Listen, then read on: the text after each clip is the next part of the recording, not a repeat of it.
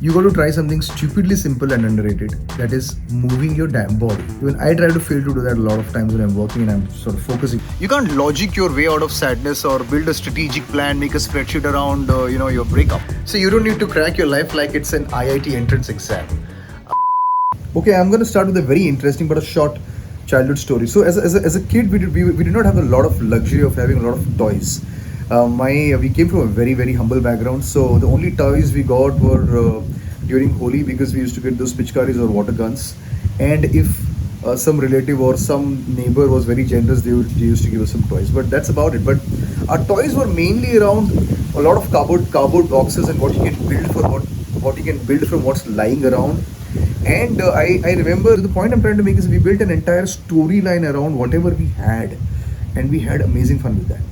And I don't want to complain about what my kid is getting, or the kids these days are getting. They're getting toys probably every second day, and I don't know how much of that they will value. But we had an amazing time doing it. We never really overthought about anything.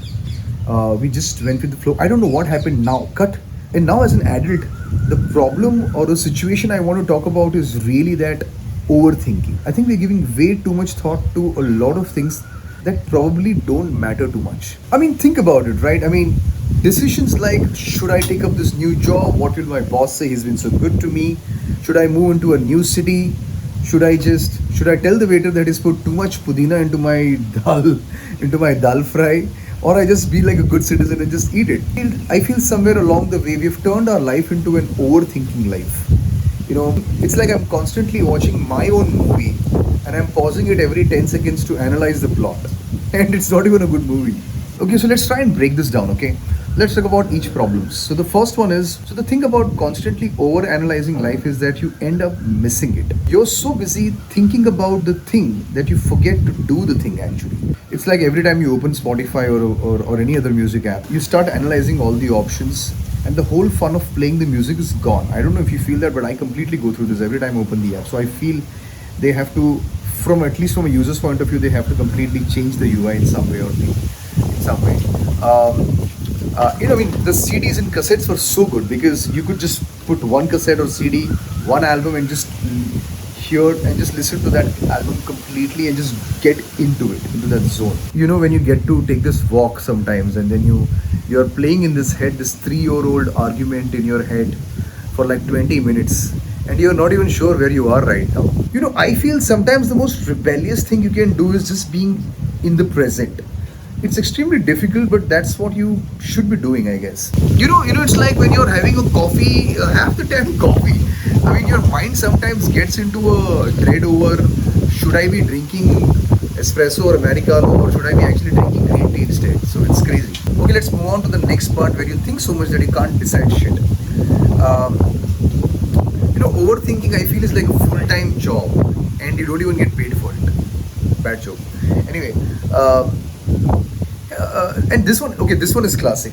Have you ever sat down for lunch, started your TV, and then you're going over Netflix or whatever you watch, and you want to watch something interesting, but you analyze all the news shows, your topics, and whatever the screen gives you, but you are done with your lunch or your dinner, and you're still analyzing. You've not decided what to watch. I know. I have gone through this. That's the analysis trap I want us to avoid. I know that we want to be all smart and very mindful of what we're doing. That's why we try to analyze. And most of the time, we are just scared of picking up something wrong. Like, if I pick up a wrong show, the world is not going to collapse. Okay, here's a wild idea. Pick a thing, make a decision, and move on. It doesn't have to be perfect. Most things in life are anyway forgettable, so it doesn't matter. Okay, so here's maybe a hack. Let's set a deadline for these decisions. Let's set maybe 2 minutes, and then after 2 minutes, within those 2 minutes, commit to a decision, and then just go with it. Worst case, you will waste a bit of a time. Best case, you'll have the best evening. So the outcome is that either way, it beats spending your weekend over stupid things like deciding which toothpaste goes with your core values and shit like that. Okay, let's talk about the third problem. I think we are addicted to control that doesn't exist. See, I feel control is an illusion. I know that hurts. Even I want to control a lot of things a lot of time. But the problem is that it doesn't work all the time. See, trying to plan and control every outcome is like walking over water. See, things will go sideways, and you will make some questionable decisions. This is classic. Have you ever texted the wrong person, the wrong thing? I've done it a million times. But the thing is that we will survive all of that. I know even you'll agree to this, but to me, some of the best things in life happened when I had no clue about it. And honestly, even the worst things also. And at the end of the day, they both made good stories. So let's let go of the obsession of getting it right all the time. Half of the life we do a lot of jugaad and we do it with confidence and it works. And half of the life is pretending like you're meant to do it. Okay, let's talk about some tips that I'm working on. Maybe it will help you. So let's go over it quickly, okay? And put it in the comments if what do you think about it, if it works, it doesn't work, whatever. So you're actually not tired. You have a mental jam. Have you ever felt exhausted in the middle of the day when you've actually not done a lot? That's not burnout. It's actually your mental traffic. You got to try something stupidly simple and underrated. That is moving your damn body. Even I try to fail to do that a lot of times when I'm working and I'm sort of focusing. So go for a walk, clean your damn room, stretch your spine before it turns into a question mark. You're not trying to get fit. You're trying to just remind yourself that your mind is actually attached to your body. See, I feel half your overthinking is just pent up energy which has nowhere to go. So stretch it out, sweat it out, go for a run, just run after a dog. I don't know. Just move. Okay, the second one. See, your thoughts are louder in your head. So put them down onto a piece of paper. You don't have to be poetic about it. You don't even have to call it journaling. Just get it out of your damn head. Half of the time when you see your clutter and worries written down on a piece of paper, you'll be like, what? This is what I was worried about. So it really helps that. Okay, the third one. I think your mind sometimes needs the right channeling for absorption. Do stuff that eats your brain space in the right way. For example, learn to figure out how to make the cake right from the scratch. For example, IKEA is relatively new in India. So how do you assemble IKEA furniture? That can acquire a lot of your time and space, mind space. Or even better, play a game indoor or outdoor with your family, friend or a kid or whoever. Just give your mind space or give your body something to absorb. Okay, the fourth point is about bleeding your energy on stupid decisions. Just pick a few things in life that you would not debate with yourself anymore.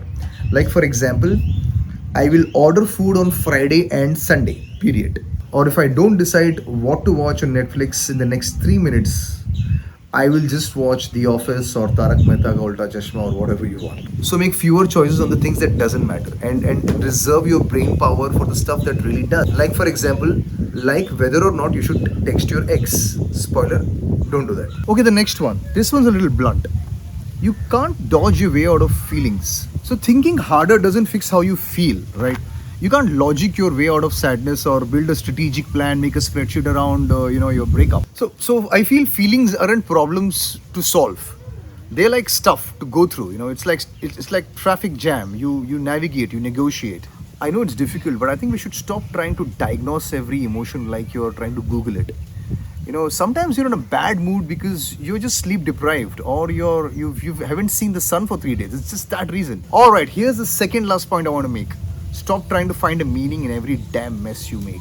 Look, crap just happens sometimes. It's not a grand conspiracy against you. Look, if you missed the train, you were slow. It's not because you called your ex last night and it's the karma now trying to chase you. You see, I used to overthink every late delivery and ghosted text like it's a life lesson for me. It's not. It's chaos and possibly bad Wi-Fi. So stop having this investigative mind for everything, and I think we should just start accepting life's mess without a receipt. I'm doing this slowly and trust me, it's worth the effort. This is the last point, people. I know I'm being a little animated, but I don't know, I have this energy now. But my last point is, and it makes sense, is rewinding life like it's a bad movie.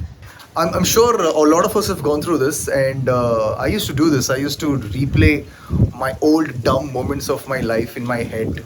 I used to replay them like an old movie. What? I shouldn't have said that thing to that person that year. Oh shit, I got so drunk in that party and I shouldn't have done that Nagin dance. I shouldn't have fought with that guy that year, and fighting is bad actually. Hours wasted. And for what? Like, life's not an editing tool, right? So that you can dissect every frame and try and reason it. I can sit here and really whine about or really overthink about why this group of friends did not call me for this party. And but what's the point? Okay, let's try a bold fix. Let the screw ups play in your mind and then move on. Curse once if it takes. If a stupid thing happens, wipe it, curse once, and just forget it. So if it's messy, so be it. All right, look. So over analyzing life isn't really the devil. Doing it all the time, 24/7, is actually setting yourself up for a nightmare, and for no damn reason. Shake it up. Trust your gut, even if it's wrong half of the time. At least half of the time you're right. Mine has led me to some really epic fun times and also some epic regrets. So screw up and laugh it off. So you don't need to crack your life like it's an IIT entrance exam. I mean, why don't we enjoy it like a drunk uncle at a wedding who's trying to dance? And it's okay if you trip over somebody's toes, at least in the dance. I wish I had a beer in my hand right now to say that here's to the messy legend and we could have a drink together. So, bye guys. I'll see you in the other video. Have fun.